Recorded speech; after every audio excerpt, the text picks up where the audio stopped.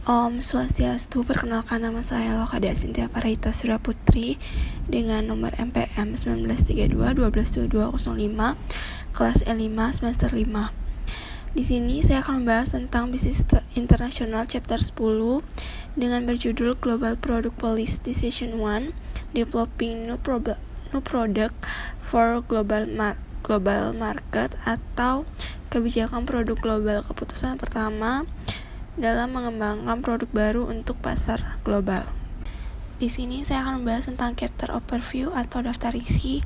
Yang pertama, global product strategies atau strategi produk global.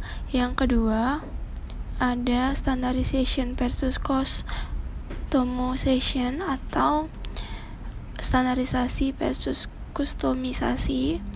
Yang ketiga, ada multinational diffusion atau difusi multinasional.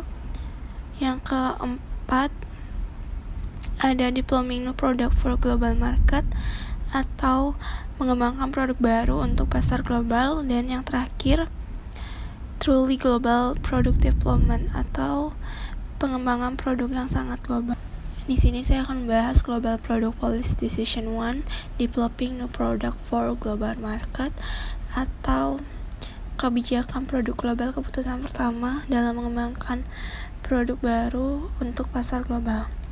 Jadi, landasan program bauran pemasaran global adalah serangkaian keputusan kebijakan produk yang harus selalu dirumuskan oleh perusahaan multinasional atau MNC, yang dimana kisaran pertanyaan kebijakan produk yang perlu ditangani saat sangat membingungkan, yaitu produk baru apa saja, apa yang harus dikembangkan untuk pasar baru, selanjutnya produk apa yang harus ditambahkan, dihapus atau dimodifikasikan untuk lini produk di masing-masing negara tempat perusahaan beroperasi, nama merek apa yang harus digunakan, bagaimana seharusnya produk dikemas, dilayani, dan seterusnya. Jelas, manajer produk yang bertanggung jawab atas lini produk perusahaan multinasional memiliki pekerjaan yang cocok untuk mereka. Daftar isi yang pertama yaitu Global Product Strategies atau strategi produk global, yang dimana perusahaan dapat mengejar 3 strategi global untuk menembus pasar luar negeri. Beberapa perusahaan hanya mengadopsi produk atau kebijakan komunikasi yang sama yang digunakan di pasar dalam negeri mereka sebagai perpanjangan strategi komunikasi atau produk lokal mereka ke pasar luar negeri. Perusahaan lain lebih memilih untuk menyesuaikan strategi mereka dengan pasar lokal.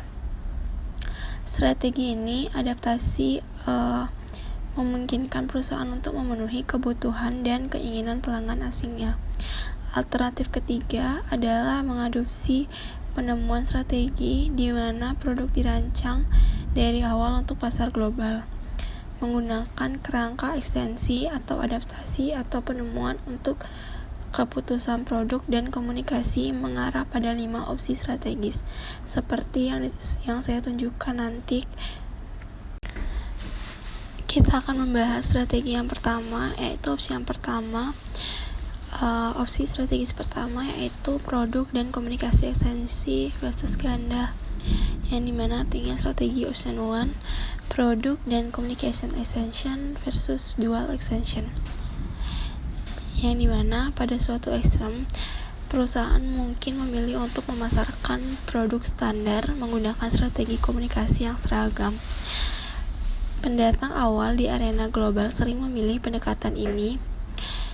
Juga perusahaan kecil dengan sedikit sumber daya biasanya lebih memilih opsi ini. Bagi mereka, potensi hasil dan produk yang disesuaikan dan atau kampanye iklan biasanya tidak membenarkan biaya adaptasi tambahan. Perpanjangan ganda mungkin juga berfungsi ketika perusahaan menargetkan segmen global dengan kebutuhan serupa. Upaya pemasaran Bliss-Tech untuk produk selama di Eropa adalah contoh yang khas. Produknya adalah lip balm, menawarkan kebutuhan yang sama di setiap pasar Eropa yang berbeda. kecuali untuk beberapa modifikasi kecil, misalnya perlabelan. Produk yang sama dijual di setiap negara. Pada tahun 1995, Listek menjalankan kampanye iklan Eropa yang seragam, menggunakan penentuan posisi yang identik atau Care to Cure dan tema iklan di seluruh negara. Secara umum, kebijakan produk standar yang digabungkan dengan strategi komunikasi yang seragam menawarkan pengamatan besar yang berasal dari skala ekonomi. Strategi ini pada dasarnya didorong oleh produk daripada didorong oleh pasar.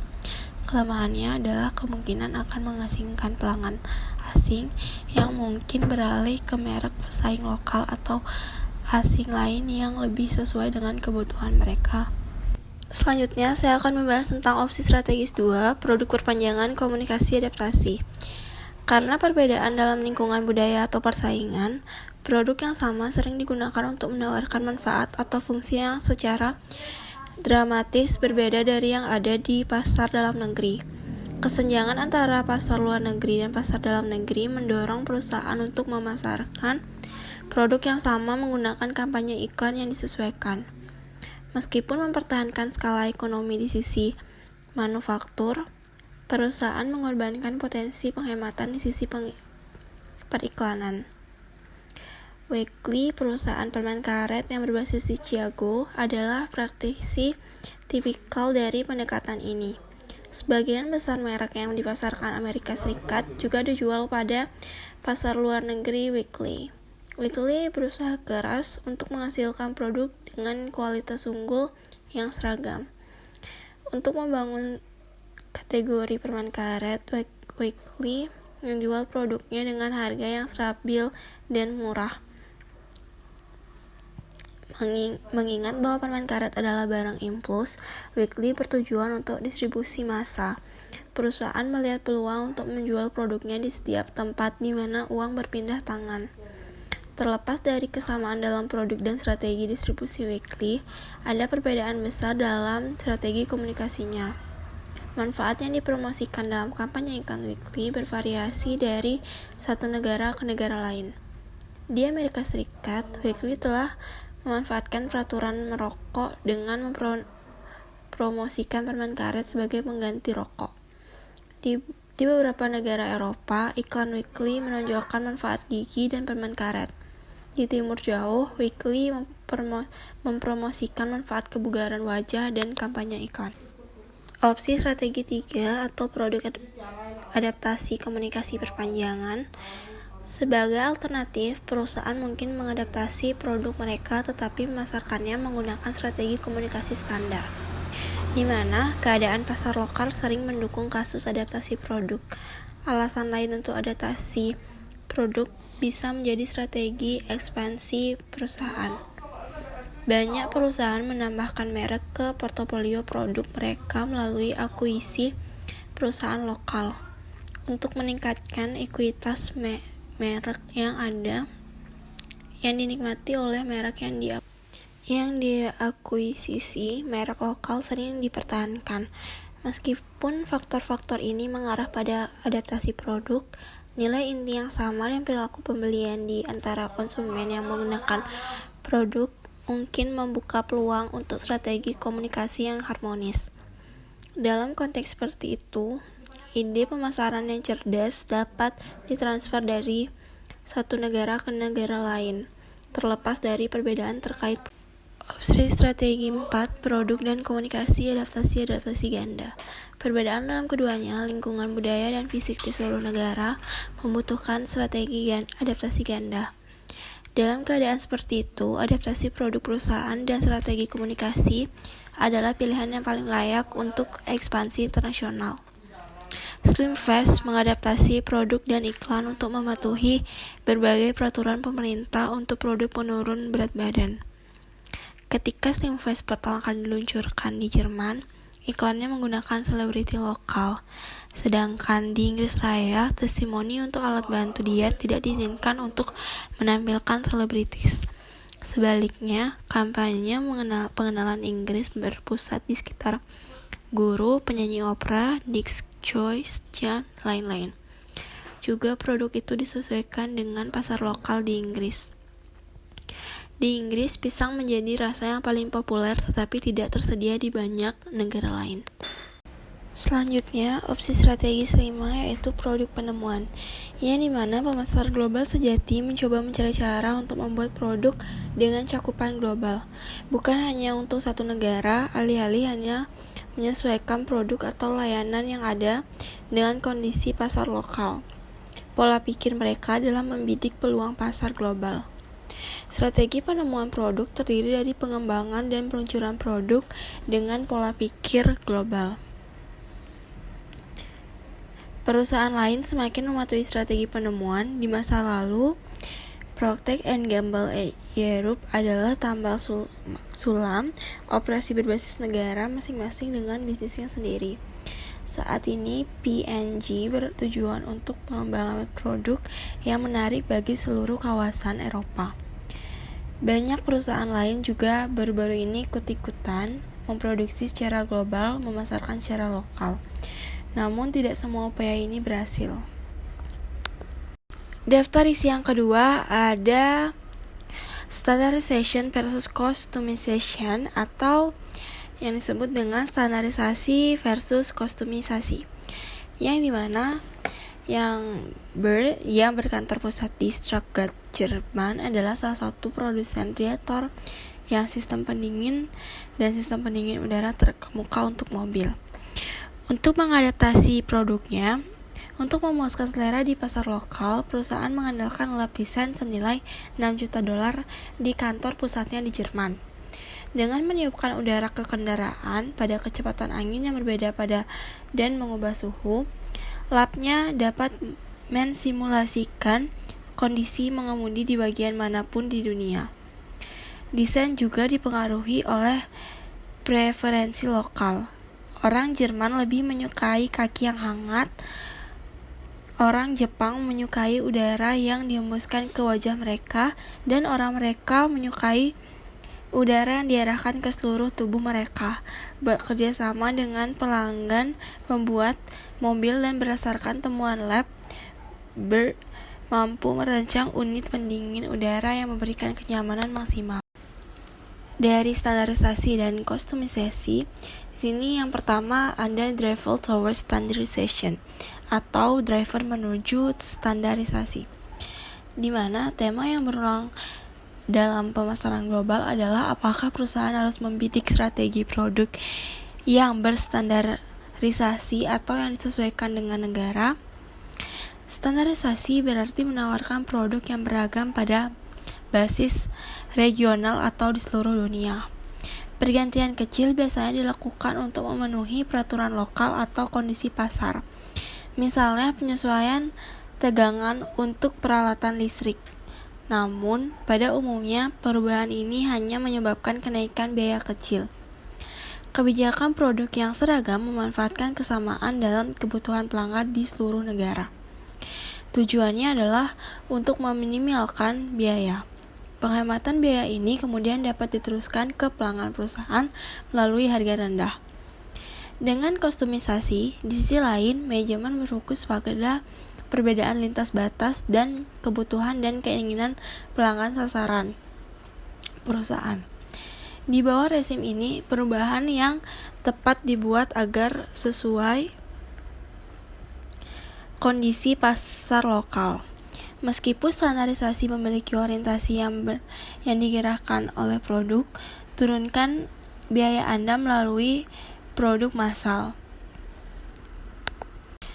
Penyesuaian ilmiah oleh pola pikir yang digerakkan oleh pasar meningkatkan kepuasan pelanggan dengan menyesuaikan produk Anda dengan kebutuhan lokal.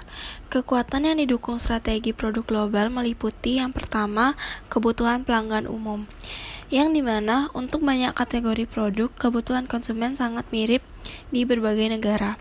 Fungsi produk yang digunakan mungkin identik. Demikian juga kondisi penggunaan atau manfaat yang dicari mungkin serupa. Salah satu contoh produk yang menyasar segmen global adalah Apple iPhone.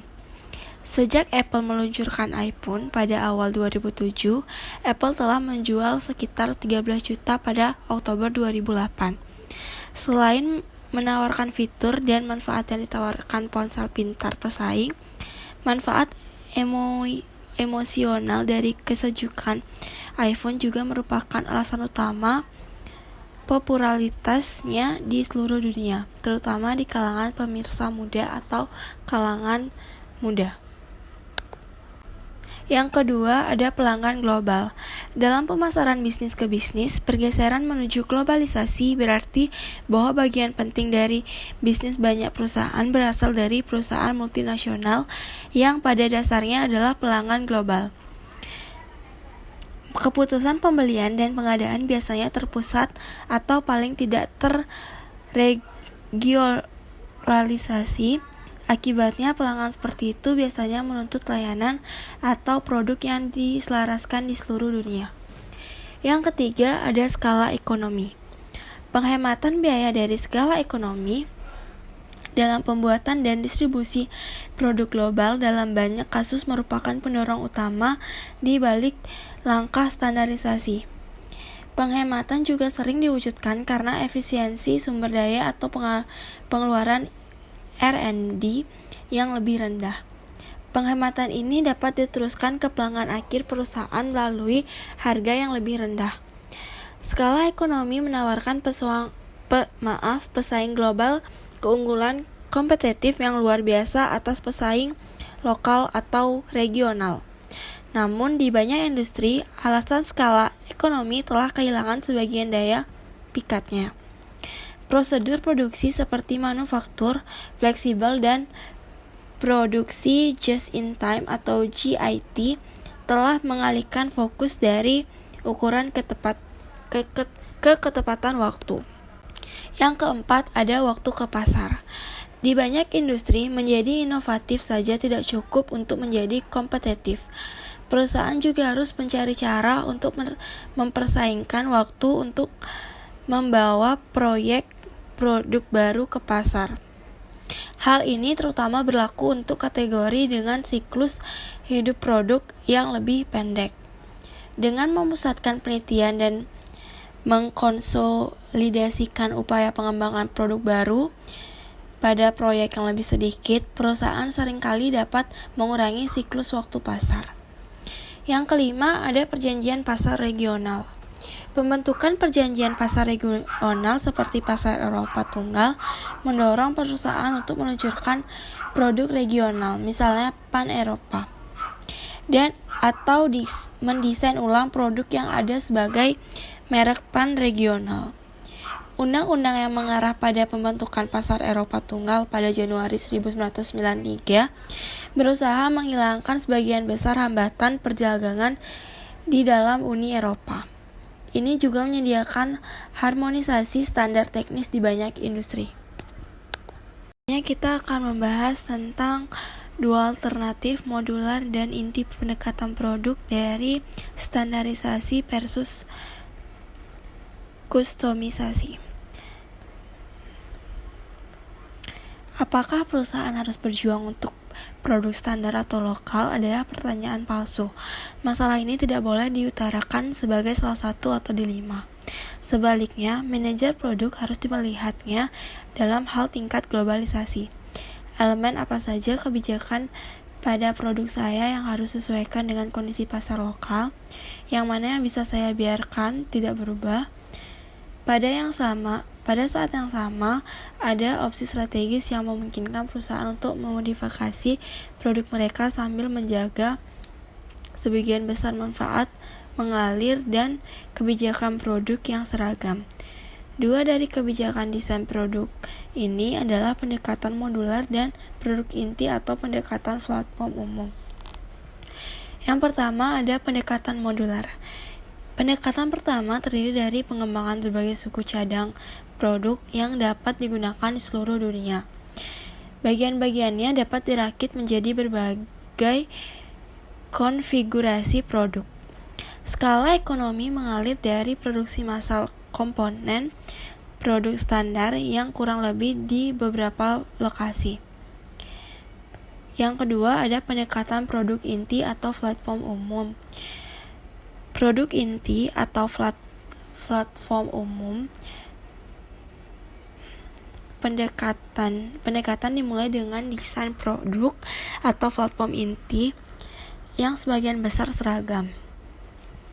Lampiran ditambahkan ke produk inti agar sesuai dengan kebutuhan pasar lokal. Penghematan dicapai dengan mengurangi biaya produksi dan pembelian. Pada saat yang sama, perusahaan yang mengadopsi pendekatan ini memiliki fleksibilitas yang memungkinkan mereka untuk memodifikasikan produk dengan mudah.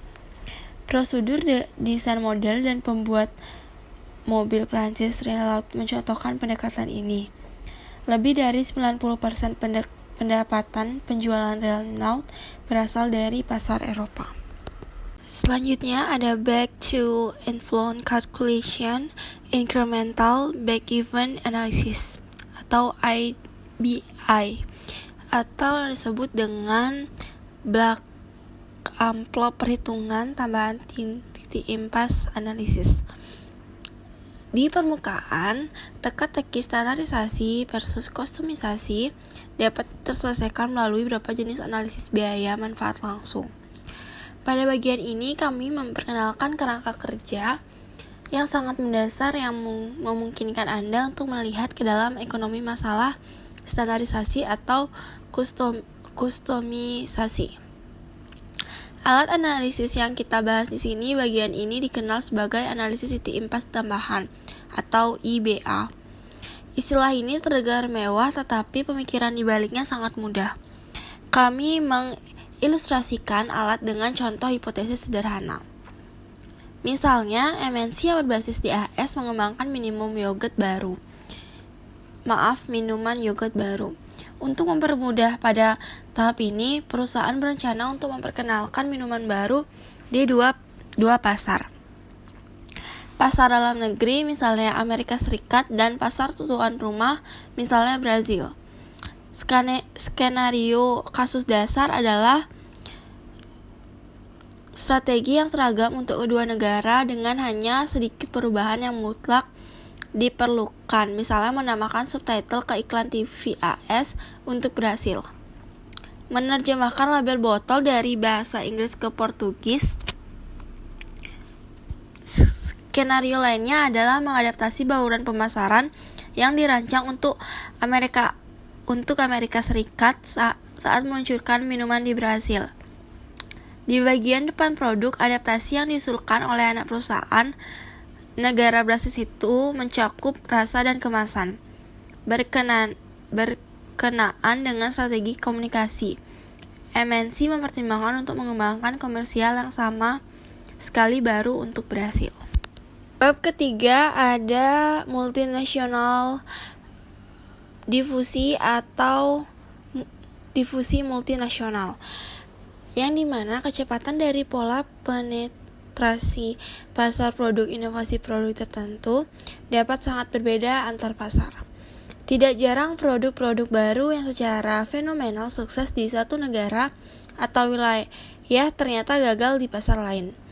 Contoh yang baik adalah konsol video game Xbox Microsoft yang pertama kali dirilis di Amerika Serikat pada November 2001 dan kemudian di Jepang pada Februari 2002 dan Eropa pada Maret 2002. Meskipun penjualan Xbox sangat mengesankan di Amerika Serikat, penjualannya sangat jauh di bawah ekspektasi di pasar Jepang dan Eropa. Di ekspektasi pasar Jepang dan Eropa. 7 bulan setelah peluncuran Xbox di Jepang, hanya 274.000 konsol yang telah dikirimkan. Salah satu alasan kegagalan Xbox untuk merayu gamers Jepang adalah bahwa game Xbox terutama ditunjukkan untuk orang-orang yang terbiasa dengan game komputer pribadi, yang jauh kurang populer di Jepang daripada di Amerika Serikat.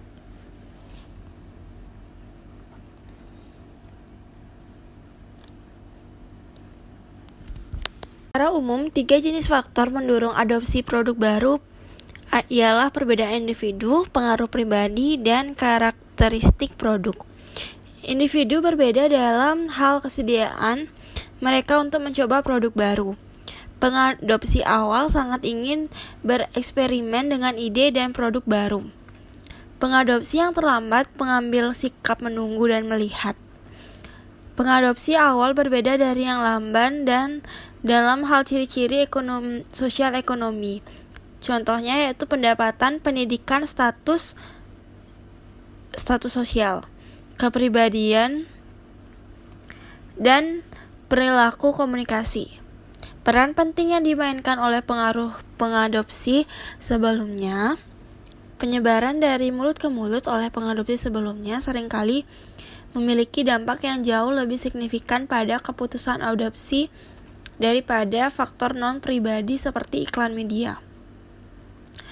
Untuk banyak kategori produk, tekanan teman sebaya akan sering menentukan apakah dan kapan seseorang akan mengadopsi inovasi. Kumpulan faktor ketiga berkaitan dengan sifat produk itu sendiri. 5 karakteristik produk adalah kuncinya. Yang pertama, keuntungan relatif. Sejauh mana produk baru menawarkan nilai yang lebih dirasakan bagi pengadopsi potensial daripada alternatif yang ada.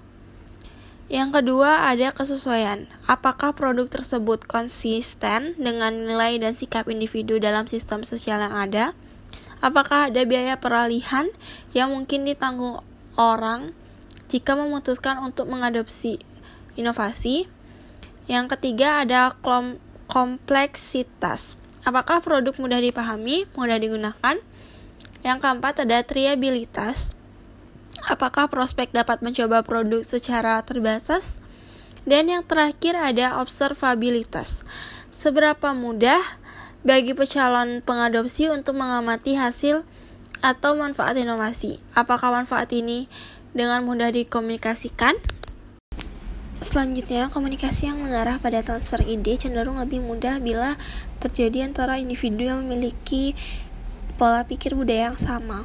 Oleh karena itu, tingkat adopsi untuk produk baru di negara-negara yang populasi homogen, misalnya Jepang, Korea Selatan, dan Thailand, biasanya lebih cepat daripada di negara-negara dengan budaya yang beragam.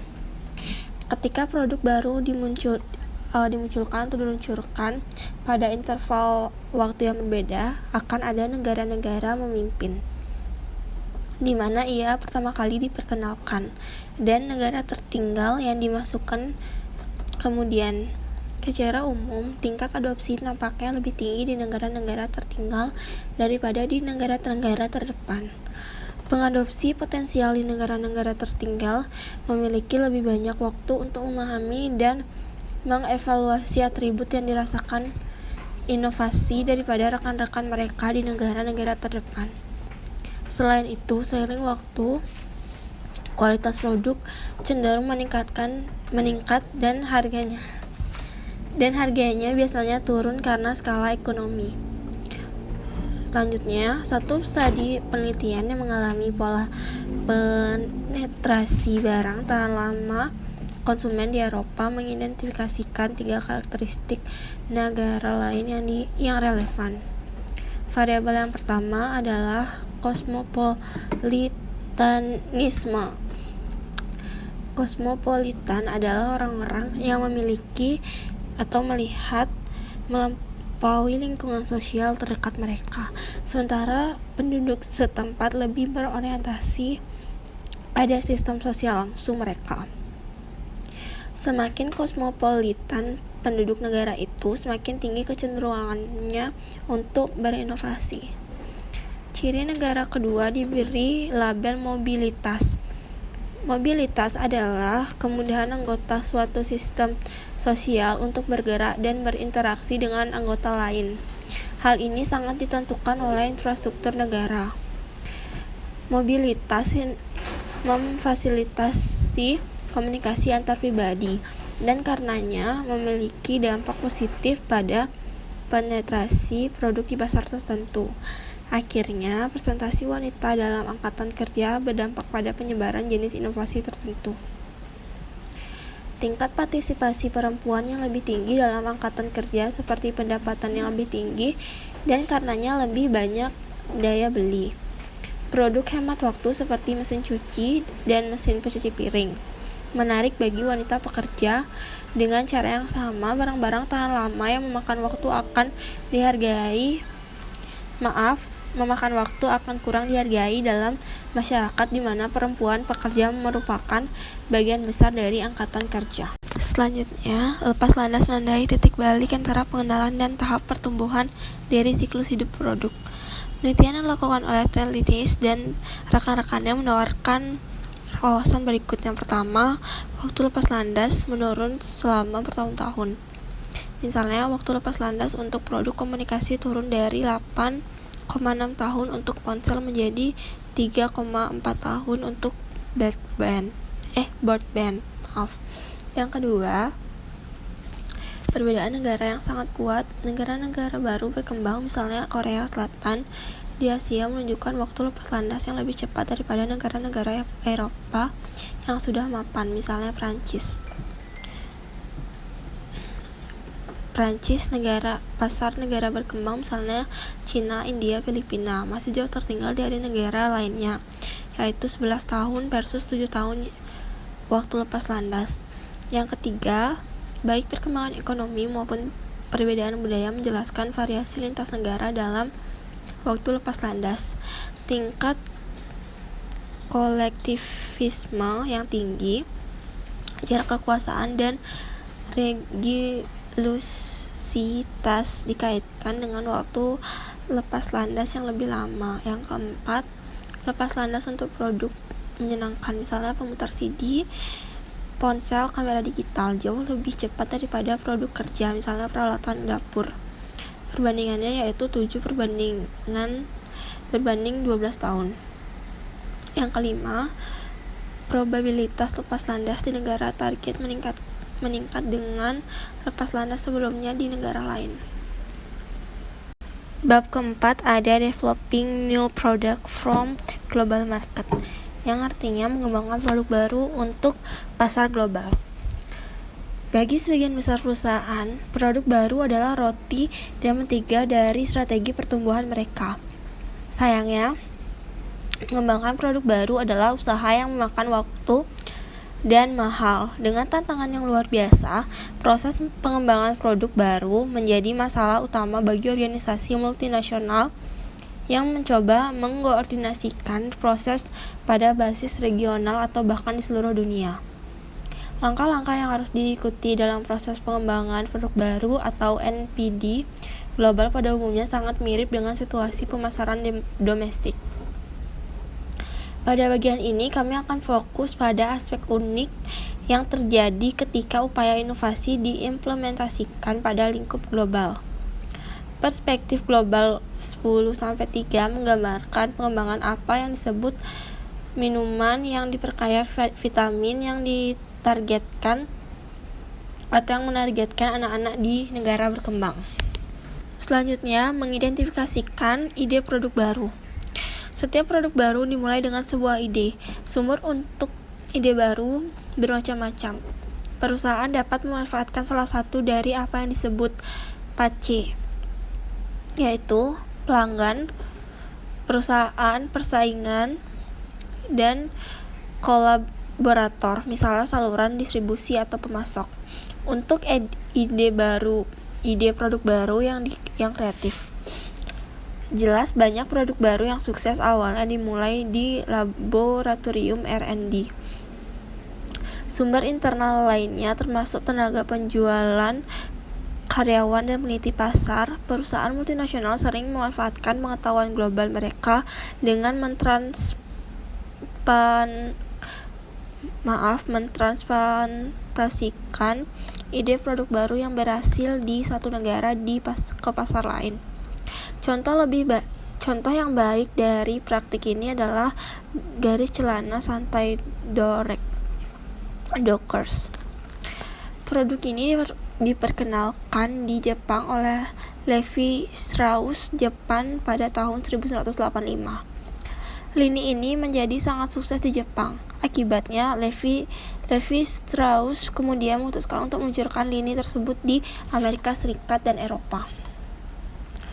Sumber yang baik untuk menemukan ide produk baru adalah kompetisi.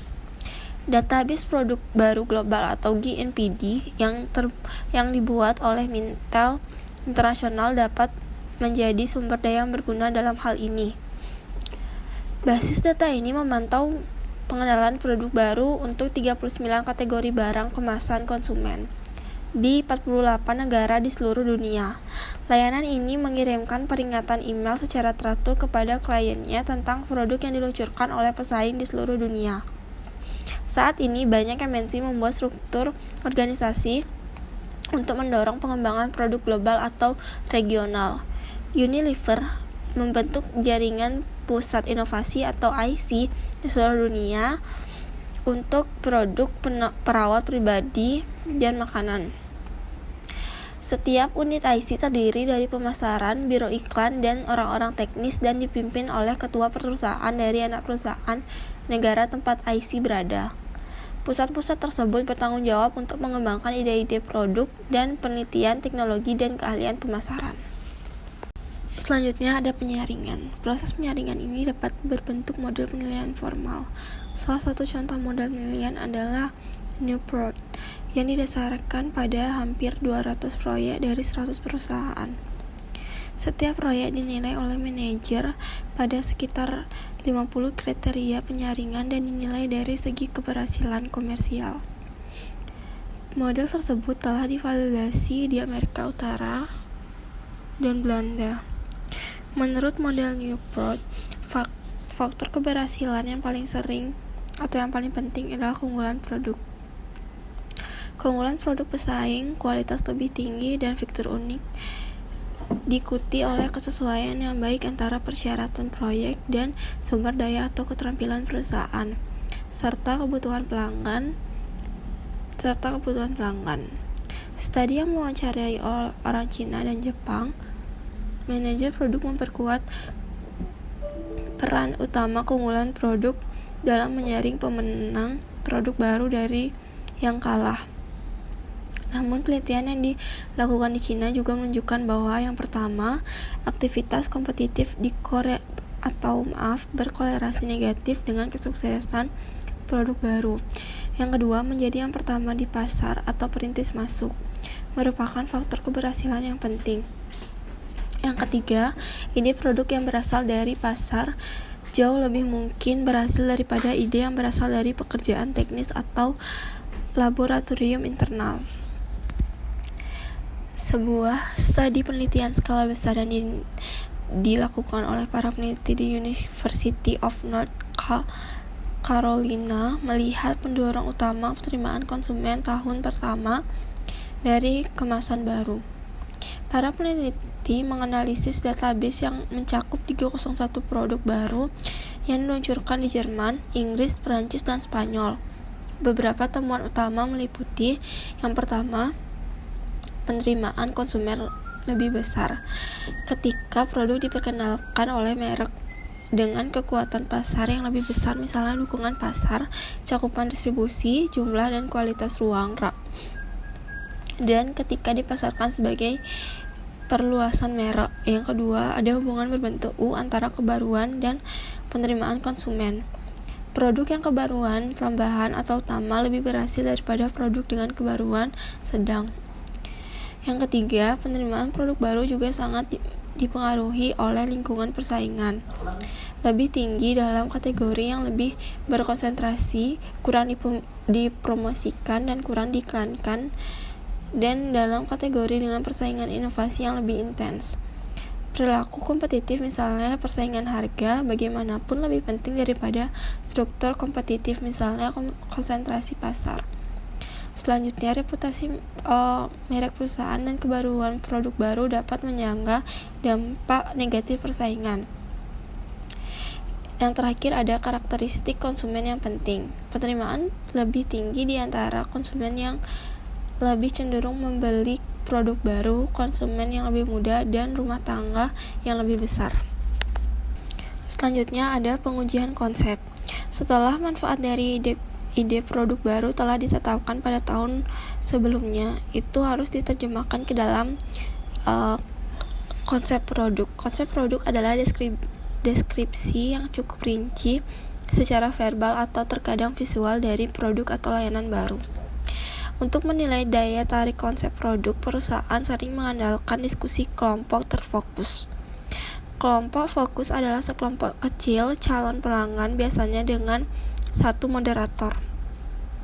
Anggota kelompok fokus mendiskusikan suka dan tidak suka produk yang diusulkan dan penawaran pesaing saat ini. Mereka juga menyatakan kesediaan mereka untuk membeli produk baru jika akan diluncurkan di pasar. Alat lain yang lebih canggih ada untuk menguji dan lebih menyempurnakan konsep produk baru. Salah satu alat yang telah mendapatkan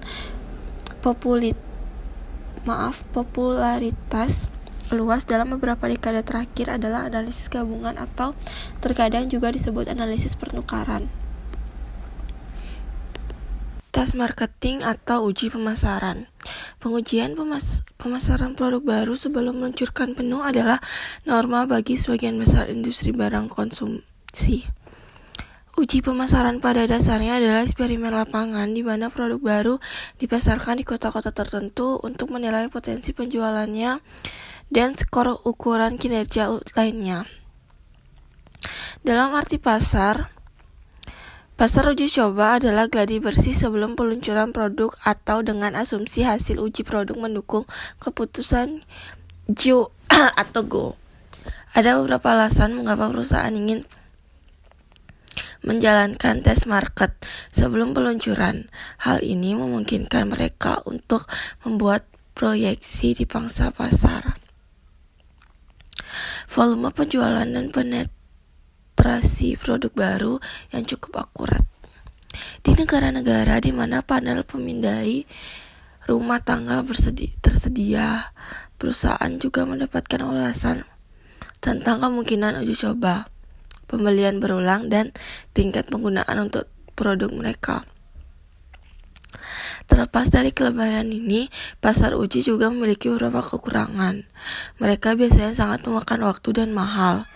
Terlepas dari biaya langsung menjalankan pasar uji, ada juga biaya peluang dan penjualan yang hilang yang akan dicapai perusahaan selama periode pasar uji jika peluncuran global berhasil. Selain itu, hasil tes pasar bisa menyesatkan. Mungkin sulit untuk meniru kondisi pasar pengujian dengan peluncuran akhir.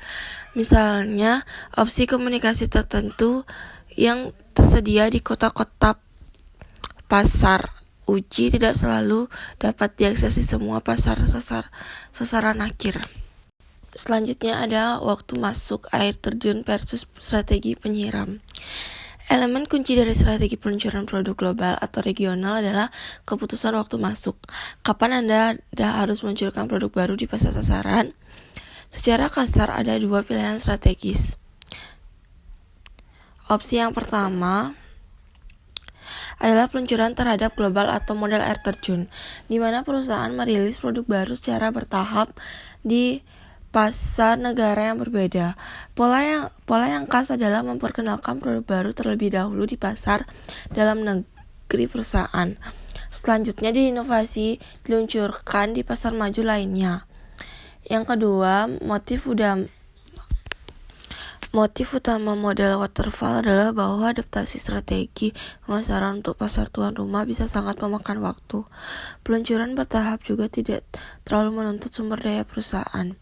Kendala lain seperti tidak adanya mitra lokal yang baik dapat menghalangi peluncuran global. Pilihan keputusan waktu kedua adalah strategi penyiram dan entry di seluruh dunia secara bersamaan. Di bawah ini skenario ini, peluncuran global berlangsung dalam jendela waktu yang sangat sempit, meningkatkan keunggulan segmen universal dan kekhawatiran tentang keunggulan kompetitif di pasar luar negeri adalah dua faktor utama di balik pendekatan ekspansi ini. Strategi waterfall dari entry sekuensial lebih disukai daripada model sprinkler ketika yang pertama, siklus hidup produk relatif lama. Yang kedua, kondisi yang tidak menguntungkan mengatur pasar luar negeri seperti ukuran pasar yang kecil dibandingkan dengan pasar dalam negeri.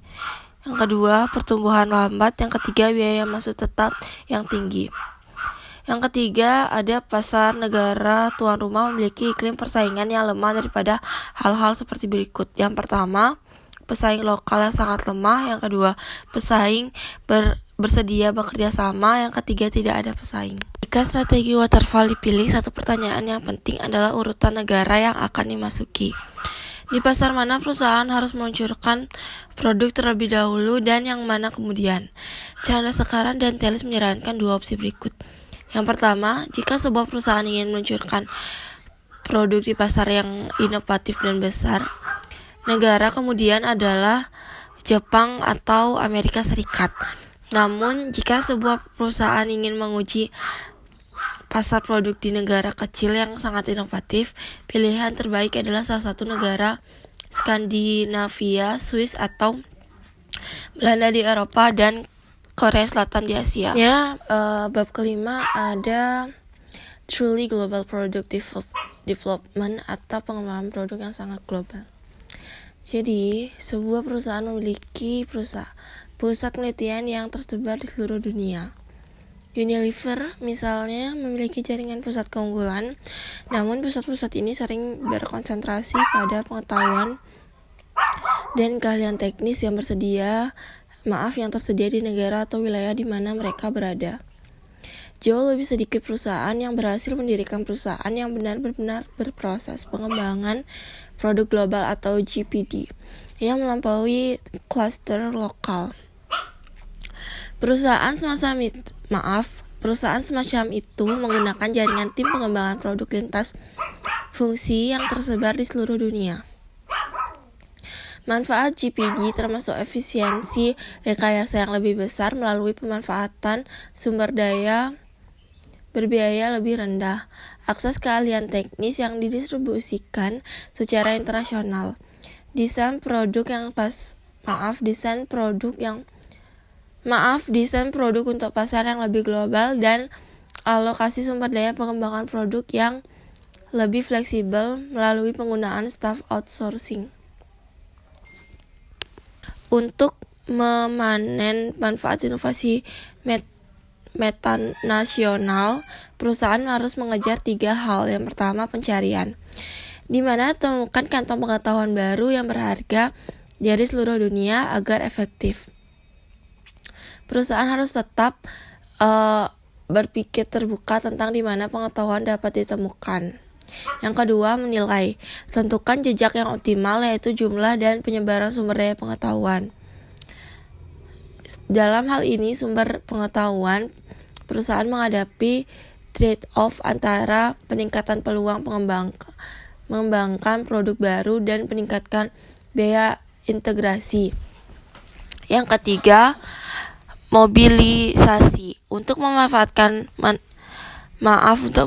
manfaat inovasi global, perusahaan harus menemukan cara untuk memobilisasi kantong pengetahuan, misalnya cetak biru teknis, paten, peralatan, pengetahuan pasar. I knew I never could, know that I can't find nobody else as good as you. I need you to stay.